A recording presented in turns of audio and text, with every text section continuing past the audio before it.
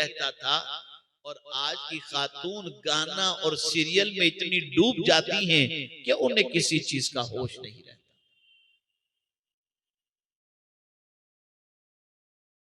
इस किताब से ताल्लुक को मजबूत करो। आकाए करीम रऊफ रहीम अलैहि तहियतु व तस्लीम इरशाद फरमाते हैं, वो घर कब्रिस्तान है जिस घर में कुरान की तिलावत नहीं होती। वो दिल वीरान है जिस दिल के अंदर कुरान का कुछ हिस्सा मौजूद नहीं।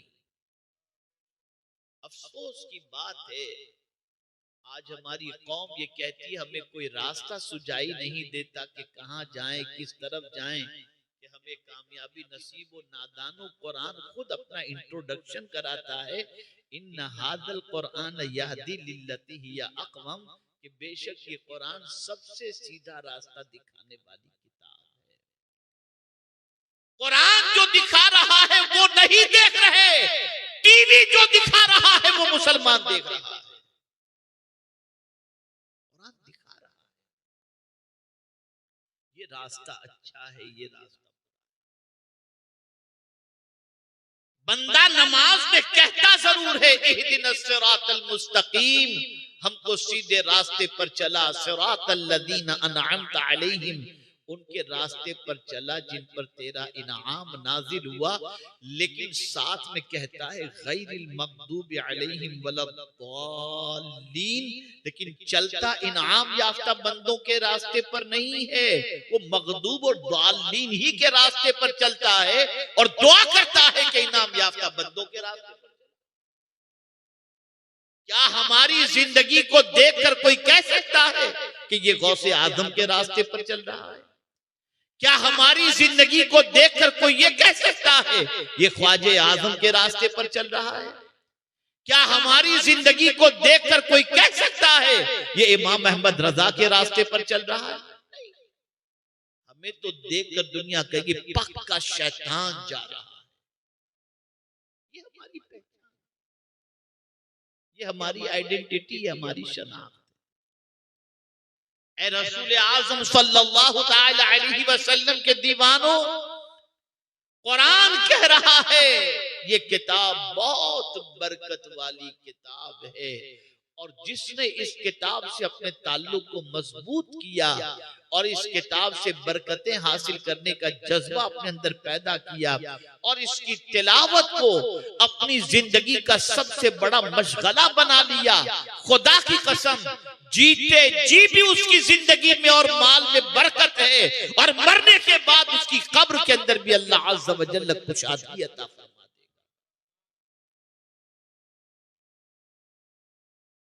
और फिर कुरान ने कहा कि ये किताब सिर्फ बरकत हासिल करने के लिए नहीं है, वहादा किताबुन अंज़लनाहु मुबारकुन, ये सिर्फ बरकत हासिल करने वाली किताब है।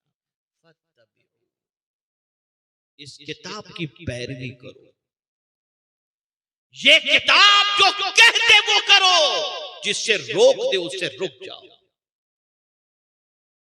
अगर ये किताब कह रही है कुल लिल मुमिनीना यग़ुद्दू मिन अबसारिहिम व यहफ़ज़ू फुरूजहुम, तुम कह दो मोमिनों से कि अपनी निगाहें नीची रखें और शर्मगाहों की हिफाजत करें। तो अब मोमिन की जिम्मेदारी बन जाती है कि वो अपनी निगाहों को नीची रखे। लेकिन आज अगर देखा जाए निगाहें आवारा हो गई। मौला अली करमल्लाहु ताला वजहुल करीम से किसी ने सवाल पूछा कि हुजूर मैं जमाने से नमाज पढ़ रहा हूं लेकिन नमाज में लज्जत नहीं मिलती, नमाज में कैफ नहीं मिलता, नमाज में सुरूर नहीं मिलता। तो मौला अली करमल्लाहु ताला वजहुल करीम ने फरमाया उस बंदे को अल्लाह नमाज में लज्जत नहीं देता जिसकी आंखें गंदी हो चुकी, आंखें गंदी हो चुकी।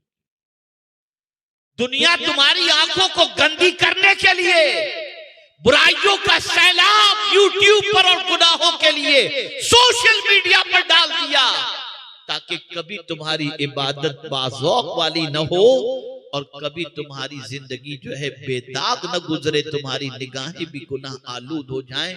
आज हम हमारे बच्चों को देखते हैं पूरी पूरी रात गंदगी के अंदर डूबे हुए हैं, मोबाइल लेकर पड़े हुए हैं, पता नहीं क्या क्या देखते हैं और क्या क्या करते हैं, अल्लाह बेहतर जाने। ये आंख इन गंदगियों के लिए नहीं है। पूछो हुजूर मुफ्ती आज़म हिंद अलैहि रहमतुल्लाह व रिज़वान से, क्यों दी है अल्लाह ने ये आंखें? तो कहते हैं कुछ ऐसा कर दे मेरे किरदगार आंखों में, हमेशा नक्श रहे रुए यार आंखों में, उन्हें न देखा तो किस काम की है ये आंखें, उन्हें न देखा तो किस काम की है ये आंखें, कि देखने की है सारी बहार आंखों में। अगर हुजूर को नहीं देखा तो ये आंखें किस काम की? कभी हमारे दिल में जज्बा पैदा हुआ कि हम बावजूद रात को दुरूद शरीफ की कसरत करते करते और दुरूद शरीफ को कसरत से पढ़ते पढ़ते इस नीयत से सो जाएं कि जिस पर दुरूद पढ़ रहे हैं वो हमें अपने दीदार से माला माल करे? कभी ये जज्बा पैदा, कभी ये ख्याल पैदा नहीं। और दावा किया हम गुलामे रसूल हैं, दावा किया हम आशिक रसूल हैं। आशिक रसूल को समझना है तो इमाम इश्क इसको मोहब्बत से समझो कि कहते हैं जान दे दो वादे दीदार पर, नक़द अपना दाम हो ही जाएगा। इतना इश्क रिसालत में डूबे हुए थे कि कहते हैं कि कब्र में तो हुजूर की ज़ियारत होनी ही होनी है, जान दे दो वादे दीदार पर, नक़द अपना दाम हो ही जाएगा। ये उधार वाला सौदा नहीं है। अगर जान हुजूर की मोहब्बत में दे दिए तो कब्र में मुस्तफा का जलवा तुम्हें दिखाया जाएगा। नौजवानों जरा अपने आप को संभालो। अब तो हाल ये हो गया कि हमारे जवान 20 साल 18 साल के होते होते इतने कंगाल और खाली हो जाते हैं और जिस्मानी एतबार से इतने खराब हो जाते हैं कि उनकी जिंदगी के अंदर सिवाय बेचैनी और बेकरारी के कुछ होता ही नहीं। क्यों? गंदगी देख देख कर, यूट्यूब पर बदकारी देख देख कर। ये न समझना कि आंख से जो कुछ देखो तुम्हारी मर्जी के मुताबिक चल जाएगा, कान से जो कुछ सुनना चाहो सुन लो चल जाएगा, नहीं।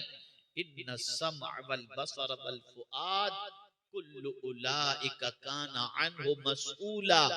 कान के बारे में, आंख के बारे में, दिल के बारे में अल्लाह पूछेगा कि मेरे बंदे मैंने ये नेमतें तुझे दी थी, बता इन नेमतों का तूने क्या किया? पूछेगा अल्लाह, पूछेगा मेरा परवरदिगार। मुझे यहाँ पर एक वाकया याद आ रहा है और उसी वाकये पर मैं अपनी गुफ्तगू को खत्म करने की कोशिश करूंगा। क्या तड़प थी और क्या अल्लाह वाले थे। एक बुजुर्ग थे जिनको अल्लाह ने ये कमाल अता फरमाया था कि जिसको चाहते हुजूर का दीदार करा देते। बोलिए, जिसको चाहते थे हुजूर का दीदार करा देते। शादी को जमाना उनके गुजर चुका था, लेकिन उनकी बीवी को हुजूर का दीदार नसीब नहीं हुआ था। तो कमो बेश 60 साल की बीवी होगी उनकी, एक दिन अपने शौहर से कहती है कि आप सबको हुजूर का दीदार कराते हैं, मुझे अभी तक हुजूर का दीदार नसीब नहीं हुआ, मुझे भी करा दीजिए। क्या ज़ौक़ था, क्या शौक था। अल्लाहु अकबर। काश ख़वातीन इस्लाम के दिल में ये जज्बा पैदा हो कि हुजूर के दीदार के लिए वो बेचैन है। यहाँ तो हीरो की तस्वीर मोबाइल की स्क्रीन पर रखती हैं, सुबह उठ के उसे देखती हैं और शाम को उसे देखती हैं, रात को उसे देखती हैं। लानत हो ऐसी जिंदगी पर उन आवाराओं को देखने के ऊपर। लेकिन उस खातून ने कहा, बुजुर्ग ने फरमाया एक काम करो, तुम मेरी शरीक हयात हो, शादी की रात को जो कपड़े तुमने पहने थे ना, वही कपड़े पहनकर बन सवर कर तुम कमरे में पहुंच जाओ। हुजूर के दीदार की लालच के अंदर बन सवर कर वो कमरे में जाकर के बैठ गई। वो बुजुर्ग अपने बड़े साले को बुलाते हैं, अपनी बीवी के बड़े भाई को, और फरमाते जरा जाकर के देखो तुम्हारी बहन इस उम्र के अंदर कैसी बनसवर कर बैठी, जरा जाके देखो उसको जरा भी अक्ल है कि नहीं। अब बड़े भाई साहब जब पहुंचे और बहन के इस हाल में देखा, जलाल में आ गई, क्या तुम तमाशा मचा रखा है, ये वो इतना डांटा बड़े भाई ने अपनी बहन को कि वो रोने लगी। रोते रोते आंख लग गई, सरकार का दीदार नसीब हो गया, हुजूर का दीदार नसीब हो गया।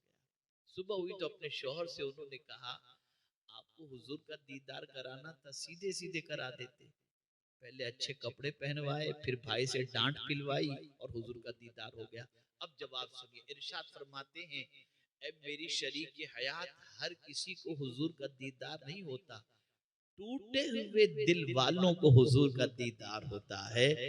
तो मैंने पहले तेरे दिल के तोड़ने का इंतजाम किया ताकि तेरी पूरी तवज्जो मदीने के ताजदार की तरफ हो जाए। तेरा दिल टूटा, मदीने के ताजदार ने अपने रुखे ज़ैबा की ज़ियारत से तुझे माला माल फरमा दिया।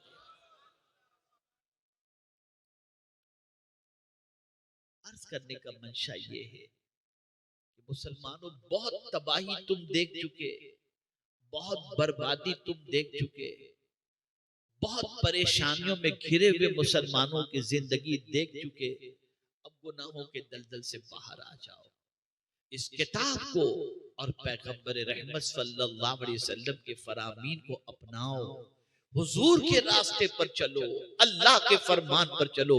खुदा की कसम, हमारा भला इंसानों में जितना हुजूर चाहते हैं, उनसे ज्यादा भला चाहने वाला कोई दूसरा है ही नहीं। और हुजूर के रास्ते पर जो चले, हुजूर के पीछे पीछे जो चले, महबूब खुदा के पीछे पीछे चलने से अल्लाह उस पीछे चलने वाले को भी महबूब बना दिया। तो हुजूर के रास्ते पर चलो।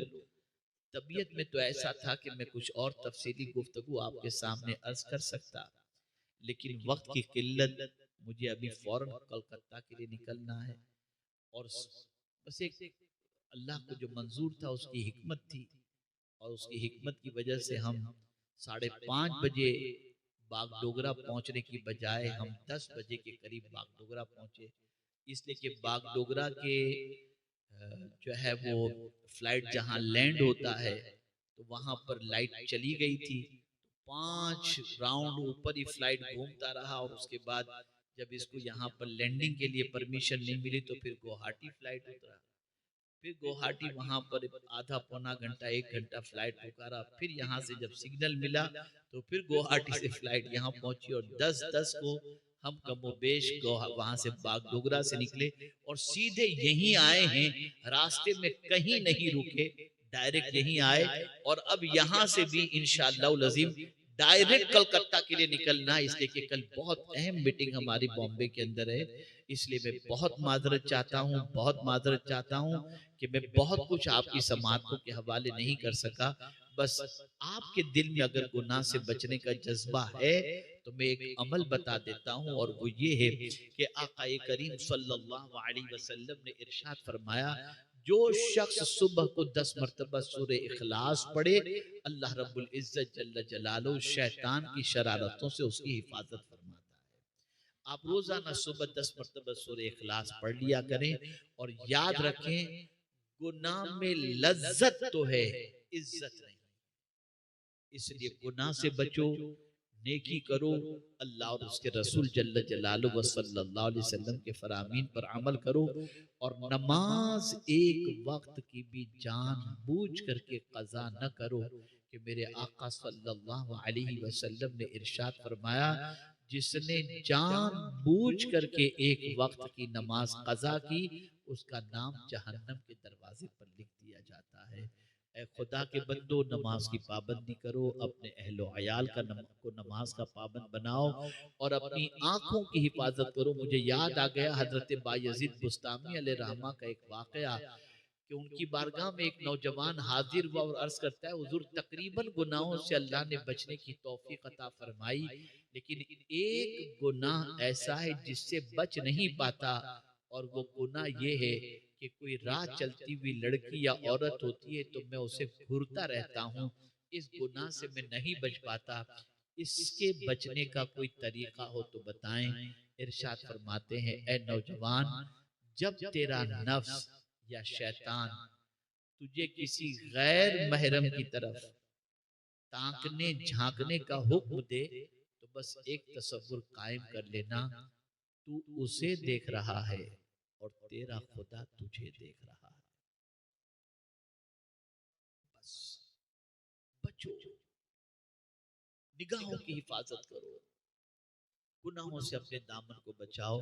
मैं दिल की अता गहराइयों से जामिया एजाजिया के मुदर्रिसीन, जिम्मेदारान, तलबा, फारिगीन सबको मुबारकबाद पेश करता हूँ। हाजिरीन का भी मशकूर हूँ कि बड़ी संजीदगी के साथ थोड़ी देर जो कुछ मैंने गुफ्तगू की आपने समाअत फरमाई। अल्लाह ताला सबसे पहले मुझे अमल की तौफीक अता फरमाए और आप सबको भी अमल की तौफीक अता फरमाए। वमा अलैना इल्लल बलागुल मुबीन।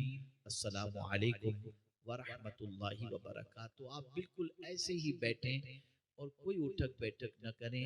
आगे का प्रोग्राम यहाँ से आपको बताया जाएगा।